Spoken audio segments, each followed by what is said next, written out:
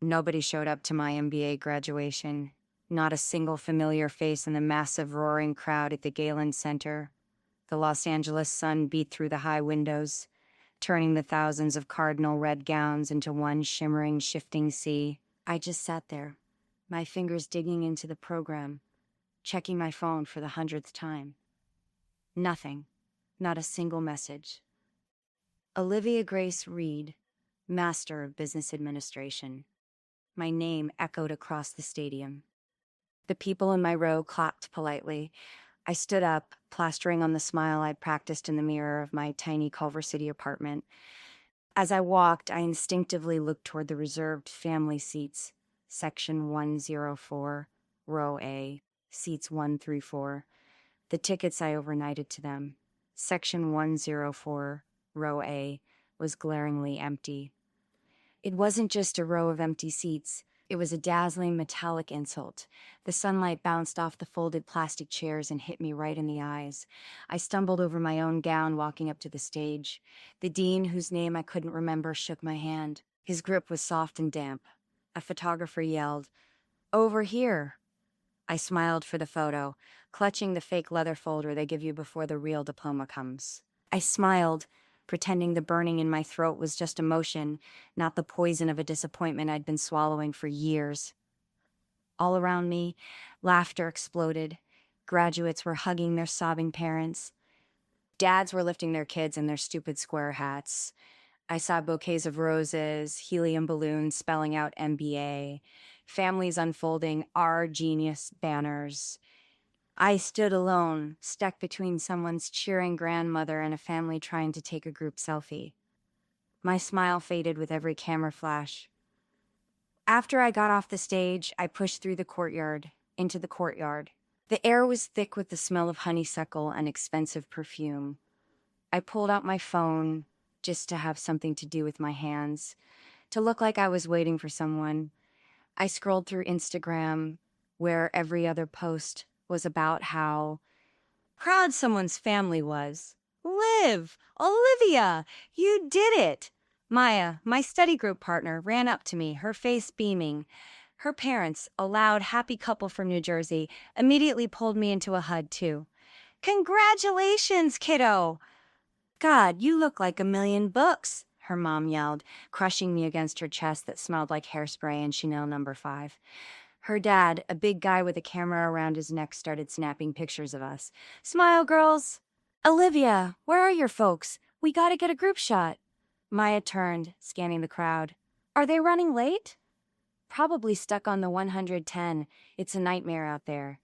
Yeah, I lied. Stuck in traffic. They told me not to wait, to just celebrate. The lie came easily. Years of practice had made it almost automatic. Well, no problem. You're coming to dinner with us. We got reservations at Bestia, her dad clapped me on the shoulder. You can't celebrate alone, I politely declined, making up some excuse about meeting them at a different parking lot. I hugged Maya one last time, feeling a sting of jealousy so sharp it almost made me sick. She was off to celebrate with people who saw her achievement as their own holiday. I was going home to my empty apartment. By the time I got to the parking garage, the sky over downtown was turning gold and purple. The air was full of car horns and happy screams. I got into my beat-up 2012 Toyota Corolla, the only thing I'd ever bought for myself that wasn't on a loan. I just sat behind the wheel, watching families load up their SUVs, tying balloons to the side mirrors. For a second, just one painful second, I imagined them walking toward me across the asphalt. Mom, Sharon, waving her hands and loudly telling everyone around them that her daughter was the graduate. Dad, Mark, smiling quietly, holding a bouquet of peonies. And Chloe, my younger sister, rolling her eyes but still filming it all on her phone. The vision vanished with the sound of engines starting. The truth is, I shouldn't have been surprised. They'd skipped my college graduation too. I got my bachelor's from UC Irvine, graduated with honors. They didn't come to that either. Back then, Mom said Chloe had a critical soccer game that would decide her spot on the varsity team. Dad just mumbled something about not being able to get the day off. I stood alone in the hot Irvine sun for an hour and a half before taking the bus back to my dorm. There was always a reason, always a smaller, shinier priority. And that priority was almost always named Chloe. I spent my teenage years trying to earn love like it was a scholarship. Chloe was the golden child, pretty, popular, a natural star. I was the smart one, the responsible one. In our family's story, those weren't compliments. They were job descriptions. When I was 16, I worked the opening shift at Pete's Coffee, waking up at 4:30 a.m. to serve lattes to surgeons and lawyers in Westwood before heading to school. Then I'd do homework, and on weekends I'd work again. The money I made rarely stayed with me. Honey, Chloe has an audition. She needs new headshots, Mom would text. Thanks, Olivia. Chloe's singing lessons went up. She needs this cheer camp, Liv. It's for her future. Okay, Mom. Okay, Mom. Okay, Mom. Those were pretty much the only words I knew. One time, after I transferred her $500, almost my whole paycheck, for Chloe's dental emergency, which turned out to be teeth whitening, Mom sent a text, "You're our pride. We couldn't do it without you." I clung to those words. I believed her. I thought love sounded like appreciation. I thought if I just worked hard enough, gave enough, one day they'd actually show up for my graduation. I didn't know then that for them, pride was just another word for reliable income stream. Love didn't sound like appreciation. It sounded like an obligation. When I got a scholarship for the MBA program at USC, I told myself this degree would change everything.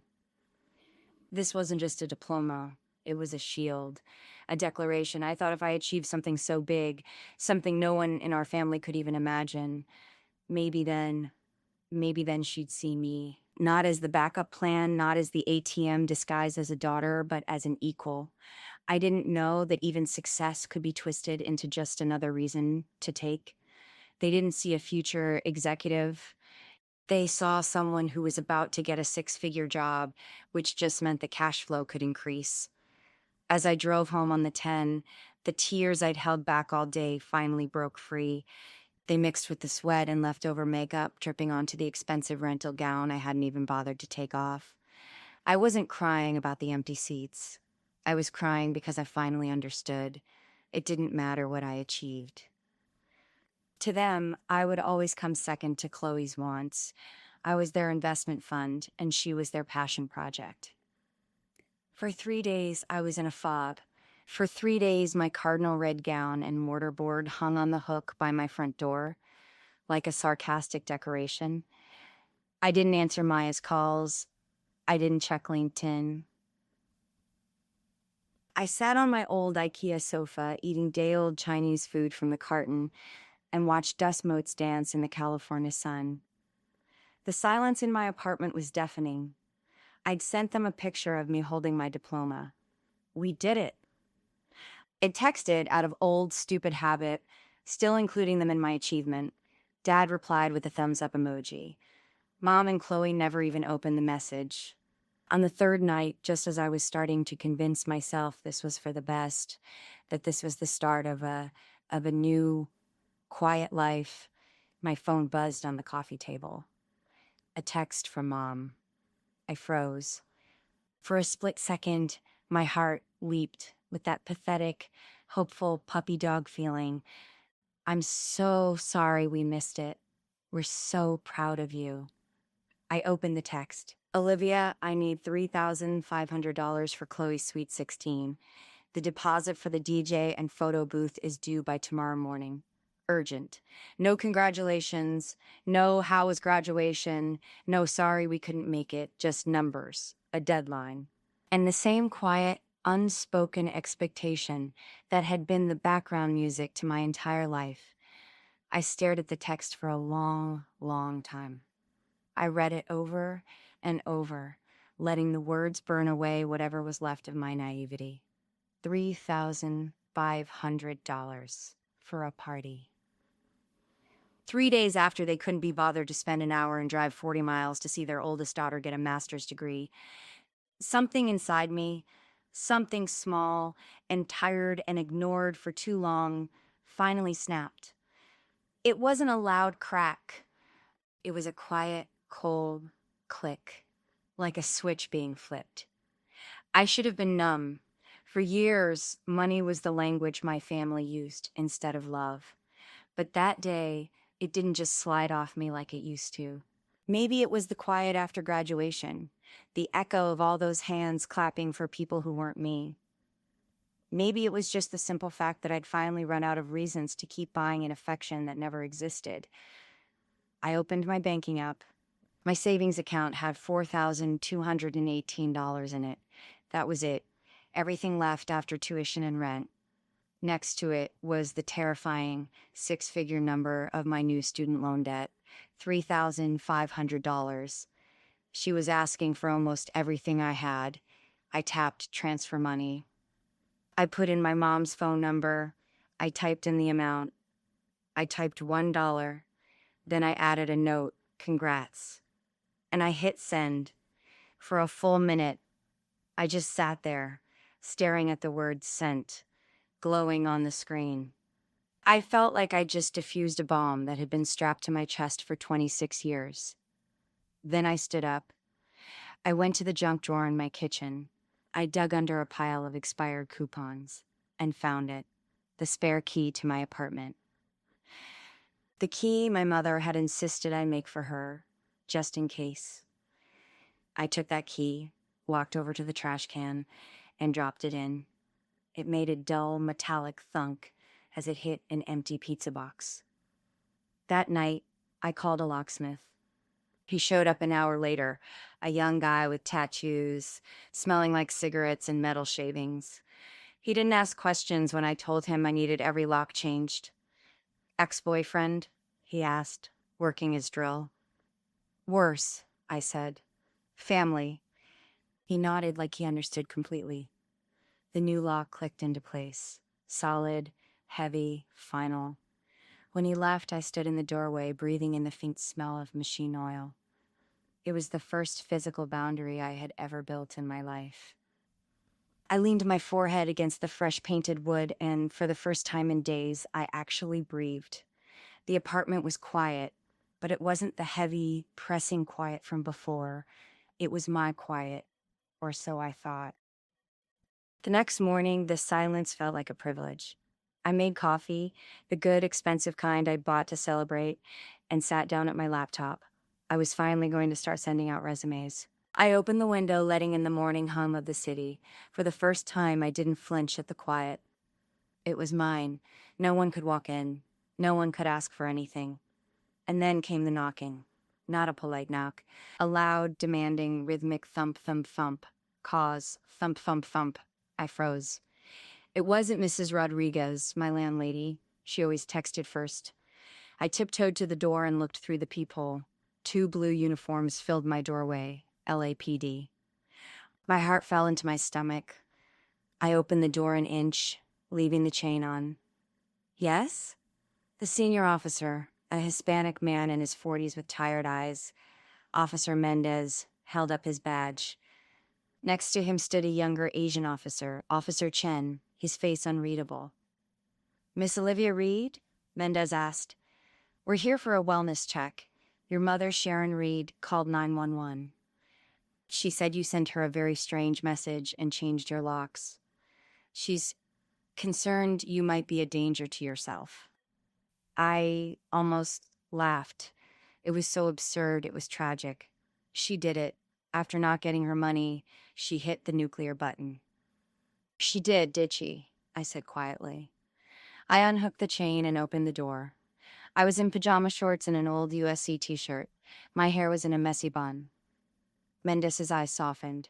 He took in the scene quickly. We just need to confirm you're okay, ma'am. Mind if we step in for a second? I stepped back wordlessly. They entered my spotless apartment. Coffee mug on the table, laptop open to LinkedIn. My framed diploma from Target was already on the bookshelf. Do I look like I'm a danger to myself? I asked, gesturing around the room. Officer Chen held back a smile. Officer Mendez shook his head. Not even close, man. Your mother mentioned you'd been erratic since graduation and that the message you sent— The message, I interrupted, was a $1 money transfer, which I sent instead of the $3,500 she demanded for my sister's party. The locks were changed because she doesn't respect my privacy. The only erratic behavior here is her reaction to being told no. I said it all calmly and coldly. I saw the click of recognition in Officer Mendez's eyes. He'd seen this before. He nodded, taking out his notepad. We'll file the report as unfounded concern. But ma'am, if she calls again, you can reference this visit. And you might want to... He hesitated. What? Sometimes, he said, putting his pad away. When people start standing up for themselves, other folks panic. Especially when money's involved. Happens more than you'd think. Have a good day, Miss Reed, and congratulations on the degree. That's a big deal. When the door closed and the new lock clicked shut, I leaned against it. I was shaking. Not from fear, from fury. My mother hadn't just crossed a line. She declared war on it. She was willing to use the LAPD to humiliate me, to get me back under her control. I didn't sleep that night. The rage gave way to a cold, calculating fear. If she was willing to do this over $1, what else was she capable of? That thought is what sent me to my laptop. Not to look for jobs. I'd always been the responsible one. I paid my bills on time. I had good credit, which I'd been building since I was 18. The police visit made me think, just in case, she'd said about the key. What if her just in case was bigger than I knew? I logged into my Credit Karma account, and I froze. In the new inquiry section, 2 lines stared back at me that shouldn't have been there. American Express, April 12th. Chase Bank, April 14th, a month before my graduation. I couldn't breathe. I hadn't applied for any cards. I clicked for details. My chest got so tight I thought I was going to pass out. 2 new accounts had been opened in my name. Chase Sapphire Reserve. Credit limit $20,000. American Express Platinum. Credit limit no preset limit. The billing address? Not my apartment in Culver City. My parents' house in Woodland Hills. I was frozen. Cold sweat broke out on the back of my neck. The balances weren't zero. They were already climbing. Thousands. I clicked on the transactions, my hand shaking so badly I could barely control the trackpad. Chase Sapphire, April 15th. Beverly Hills Event Planners, $4,000. Deposit. April 18th. Lux Rentals, Velvet Ropes and Lighting, $2,200. April 25th. DJ Destroy, down payment, $1,500. Amex Platinum, April 20th. Kensington Ballroom Venue, $8,000. May 2nd. Couture Gowns LA, $1,800. My mother's text flashed in my brain like a gunshot. Need $3,500 for the DJ and photo booth. She wasn't asking for money to book them. She was asking me to cover the charges she'd already made. In my name. She'd used me as her personal line of credit. I grabbed my phone, my voice shaking but full of ice. I called the number on the Chase statement. I navigated the automated hell until I finally got a human. This is Olivia Reed. I am reporting fraudulent activity on my account. The woman on the other end was professional and calm. She verified my information, my social security number, my date of birth. Yes, ma'am, I see the account. It was opened on April 14th. Can you confirm your address? She read my parents' address. That is not my address, I said. I do not live there. I did not open this account. There was a pause. I see the woman's tone grew more cautious. Ma'am, this account was opened in our Woodland Hills branch. It shows a second authorized user. Sharon Meters. Reed. For a second, everything went still. The hum of the fridge. The traffic outside. Even my own breathing. Ma'am, she continued carefully, are you stating that Sharon Reed, your mother, opened this account without your knowledge? Yes. My voice was barely a whisper. That is exactly what I am stating. We will freeze the account immediately and begin an investigation. You'll need to fill out an identity theft affidavit, and you should probably file a police report. I'll do all of it, I said, and hung up. I sat there in the quiet, staring at the screen. This wasn't just theft. It was a plan. She knew I was graduating, knew I'd be getting a good job. She must have used my social, which she knew like her own. She must have forged my signature. She had built an entire palace of lies on top of my future. And the police visit, that wasn't panic, that was control. She was trying to paint me as crazy, as unstable, so that if I found out, no one would believe me. Oh, poor Olivia, she's so stressed, she's making things up. I opened the voice recorder app on my phone. California is a one-party consent state. I was fully within my rights to record our next call. I dialed her number. She picked up on the third ring. Her tone was sharp, annoyed. "So you're alive. Decided to finally call your mother after you sent the police to her?" "Mom," I said, my voice totally level, cold as ice. "I just found 2 credit cards open in my name. An Amex Platinum and a Chase Sapphire. Both are tied to your address. Do you want to explain that?" She laughed a hollow, practiced, martyred laugh. "Oh, that. God, Olivia, you're so dramatic. I was helping you. You need to build your credit history. I thought you'd be grateful. You were supposed to just pay for Chloe's party and it all would have been fine." "Stop making a big deal out of nothing. It's family money. What's yours is ours." "No," I said, softly but firmly. "What's mine is mine. And what you did is a federal crime. And it's already being investigated." The silence on the other end of the line was instant, heavy, stunned. Then came her quick, sharp inhale. You wouldn't dare." I already did. I ended the call, saved the recording, and labeled it fraud. May 25th. Outside, the morning light spilled across the floor, catching the edges of my diploma and the new shiny lock on my door. 2 pieces of proof that I had earned everything I had, and now, finally, I was going to protect it. For the first time, the silence in my apartment felt powerful. It wasn't the quiet before the storm, it was the storm, and I was finally the one holding the thunder. I made them meet me at a Norm's on Ventura Boulevard, neutral ground. It was the kind of place with cracked vinyl booths, sticky tables, and coffee that tasted like disappointment. It was perfect, public enough that they couldn't make a scene, and dingy enough that no one would feel comfortable. They were 15 minutes late. Mom Sharon walked in first, in full battle armor, bright dress, dark sunglasses she didn't take off inside. Gadmark trailed behind her, looking smaller and paler than I remembered. Trolley, glued to her phone, shuffled in last, her lips pursed. The golden child didn't even look up. "Olivia," Mom said sharply, sliding into the booth across from me. "You really made us drive all the way out here for this?" "I thought we were going to Sacconi's. We're not eating," I said. My voice surprised me, level, cold, not a single shake in it. "We're talking." A waitress came by, poured 4 cups of murky liquid, and vanished. Chloe pushed her cup away in disgust. I slid a brown accordion file onto the table. It landed with a thick, heavy thwack. "What's that? Your report card?"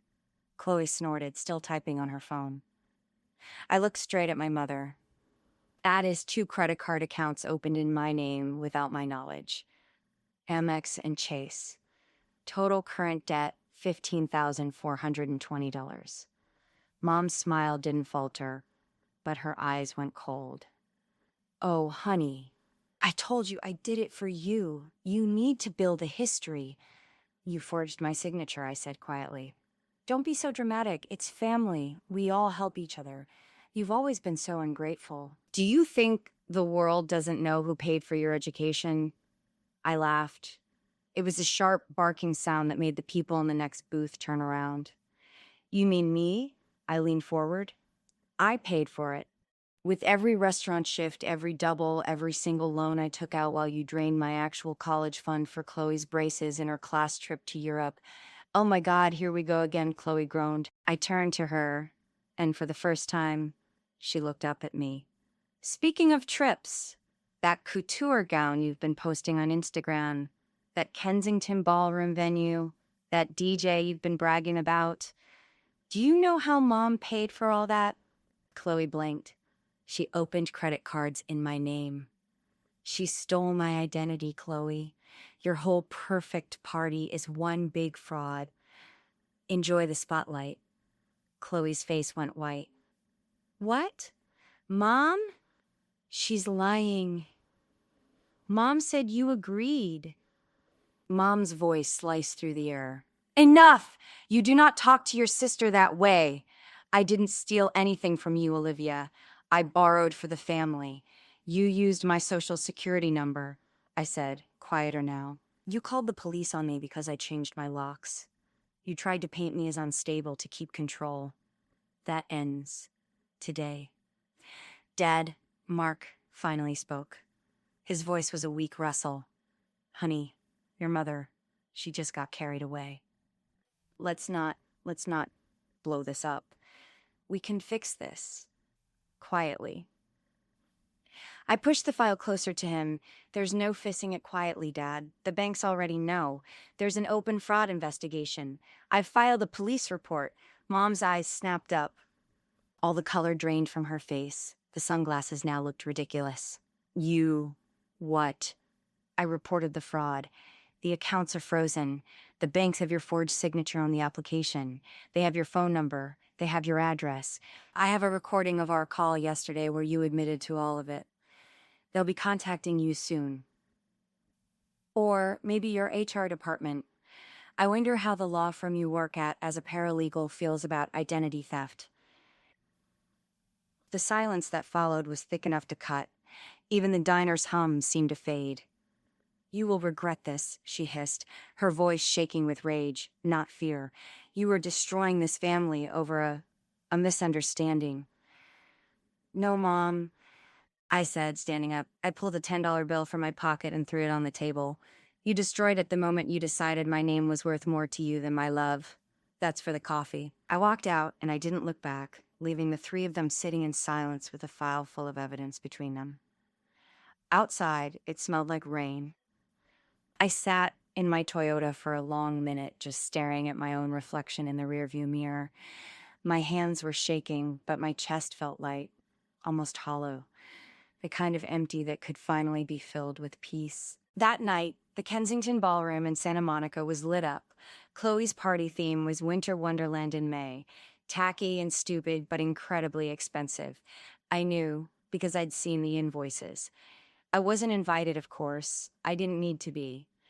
At 8:45 p.m., my phone rang. Unknown number. Miss Reed? A crisp female voice. Yes, this is Lauren Stein, legal representative for Chase Bank in California. I'm calling to inform you that your fraud case has been escalated. Our internal team has coordinated with local law enforcement to verify the transactions this evening at the Kensington Ballroom. You are not required to be present, but we wanted to notify you. My throat went tight. You're sending police to the venue? Yes, ma'am. It's standard procedure for this level of event-related fraud. We need to confirm the vendor contracts and document the use of the funds. We'll just be verifying paperwork and leaving. I thanked her and hung up. I sat in my apartment with the window open. I could hear faint music drifting from someone's car, a party about to come to an end. 40 minutes later, my phone buzzed again. A text from Chloe. Are you crazy? A second later, the cops just showed up. The DJ stopped the music. Everyone is staring. And another, Mom is crying. They're saying her name. The bank lady said your name. What did you do? I didn't reply. I didn't have to. Meanwhile, across town, two police officers, yes, Mendez and Chen, walked into the neon-lit ballroom. No sirens, just quiet, professional authority, cutting through the crowd of teenagers. A woman in a sharp suit followed them, holding a folder. Lauren Stein. Good evening, Officer Mendez. Officer Mendez's voice was level, but it carried. We're here to verify a report of credit card fraud associated with this event. The charges were made using an account in the name of Olivia Reed. A murmur went through the crowd. Phones were raised, cameras recording. My mother froze by the cake table, her face as white as the frosting. There must be some mistake. Her voice trembled. Lauren Stein opened the folder. Primary applicant, Sharon Meters, Reed. Co-applicant, Olivia Grace Reed, whose signature is disputed. The transaction records and contracts signed by you, ma'am, indicate misuse of another person's identity. Gasps. Someone whispered, "Isn't that her older daughter's name?" Chloe stood in the middle of the dance floor in her $1,800 dress, tears streaming down her face, ruining her makeup. "Mom," she whispered, but in the silence, everyone heard it. "Mom, what did you do?" Officer Chen's tone was neutral. "We're not arresting anyone tonight. This is just documentation for the bank's case. We'll need to see copies of all vendor receipts and contracts." In the silence, the only sound was the click of phone cameras. Half the guests were filming it. The other half were pretending not to. Within minutes, the DJ started packing up his equipment. The banner that said Chloe Sweet 16, Born to Shine, drooped under the weight of the humiliation. The room emptied in 10 minutes, in waves of whispers and pity. By the time my mother walked outside, the rain had started, soft and relentless. Back in my apartment, I stood by the window and watched lightning pulse over the city. I didn't smile. I didn't cheer. I just let the quiet wrap itself around me. It was the sound of justice, subtle and absolute. For years, I thought silence was the sound of weakness. That night, I realized it was the sound of victory. 3 days later, the storm had passed, but the wreckage remained. An email arrived from Chase. Fraud investigation resolved. Liability for the $15,420 debt has been removed from your account and transferred to the primary applicant, Sharon Meters. Read. One sentence, no apology, no drama, just the truth, finally in writing. In a place like Woodland Hills, gossip moves faster than justice. People whispered in the aisles at Gelson's and at the country club. "Did you hear about the Reeds? Something with the bank and the party." Chloe's 30-second TikTok of her screaming, "Mom, what did you do?" while the cops talked to the DJ hit 500,000 views before she deleted her account. The hashtag #SweetSixteen fraud trended locally. My father was quietly reprimanded at his job for allowing fraudulent financial documents to be mailed to his office address. They called, dozens of times. They texted, first angry, then begging. I didn't answer a single one.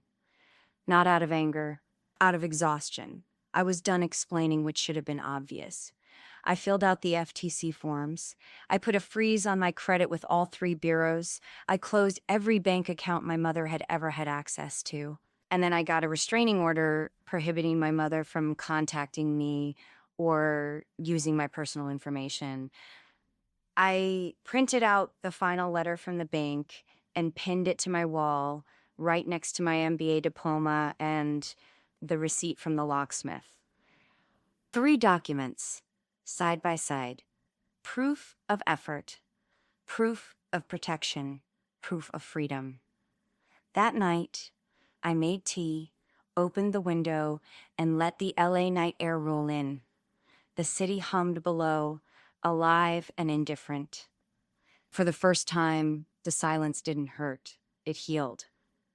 6 months later, fall settled over Los Angeles.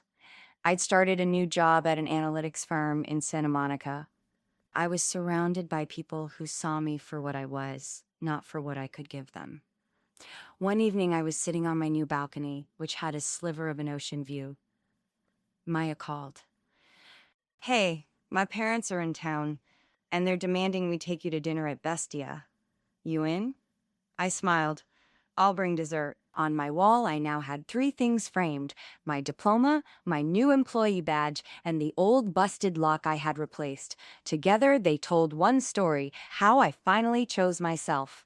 If you've ever had to set a boundary just to breathe again, you're not alone. Tell me where you're watching from, so I know how many of us have finally changed the locks.